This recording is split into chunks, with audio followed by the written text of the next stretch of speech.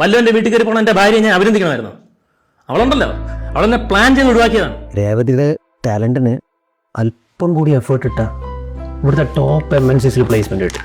ഇന്ന് അറ്റൻഡ് ചെയ്ത ഇന്റർവ്യൂവിലും technical round ഭയങ്കര ടഫ് ആയിരുന്നു. ഒരു കാര്യം ചെയ്യും, തന്റെ റെസ്യൂം എനിക്ക് അയക്കാം. ഞാൻ ഇവിടെ വരേണ്ട കാര്യം ഹസ്ബൻഡിന്റെ അടുത്ത് പറഞ്ഞിട്ടില്ല.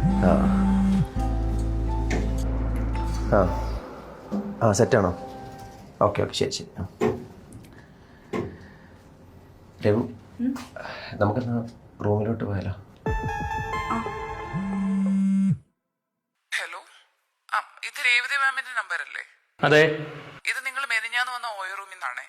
മാമിന്റെ പേഴ്സ് ഇവിടെ മറന്നു വെച്ചാണെന്ന് തോന്നുന്നു. ക്ലീൻ ചെയ്തപ്പോ കത്തന്റെ അടിയിൽ നിന്ന് കിട്ടിയതാ. ഒന്ന് വന്ന് കളക്ട് ചെയ്യാമോ? ഏയ്, ഇതില് കറക്ഷൻ ഉണ്ടെന്ന്. നീ ചെയ്.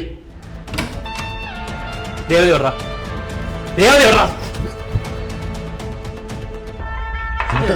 നീയല്ലേ പറഞ്ഞ അവർക്ക് ഫ്രസ്ട്രേഷൻ ആണെന്ന്? അവർക്ക് മറ്റേ ഫ്രസ്ട്രേഷൻ ആണ്. നിനക്ക് അത്ര ഉറപ്പാണെങ്കിൽ അവനെ ഡിവോഴ്സ് ചെയ്യാം.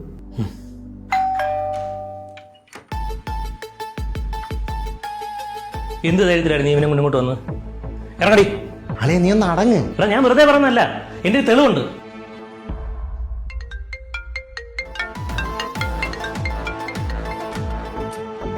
ഇങ്ങനൊരു ട്വിസ്റ്റ് നീ പ്രതീക്ഷിച്ചില്ല അല്ലേ? രഘു, നാളെ ലൂമിനാർ ടെക്നോ ലാബിൽ നിന്ന് ഇറങ്ങിയിട്ടേ നമുക്ക് ഞാൻ ബുക്ക് ചെയ്ത പുതിയ വീടൊന്ന് കാണാൻ പോകാമോ?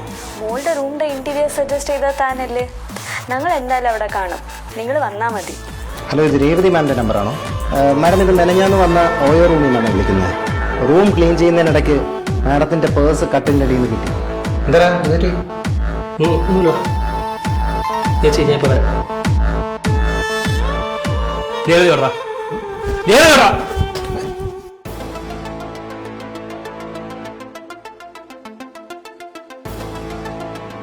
നിങ്ങളെ ഹോട്ടൽ റൂമിൽ വിളിച്ച നമ്പർ തന്നെ. സൈബർ സെല്ലിൽ എൻ്റെ ഒരു ഫ്രണ്ട് ഉണ്ട്, ഞാൻ ട്രേസ് ചെയ്യാൻ പറ്റുമോ നോക്കട്ടെ. നിന്റെ പ്ലാനിങ് ഒക്കെ കൊള്ളായിരുന്നു. പാളിത് എവിടെയാണെന്ന് ഇപ്പൊ മനസ്സിലായല്ലോ അല്ലേ? അവന് ഞാൻ മനസ്സിലാക്കി കൊടുക്കാം. നീ എല്ലാത്തിനും എന്റെ കൂടെ ഉണ്ടാവും. വേണ്ട വേണ്ട,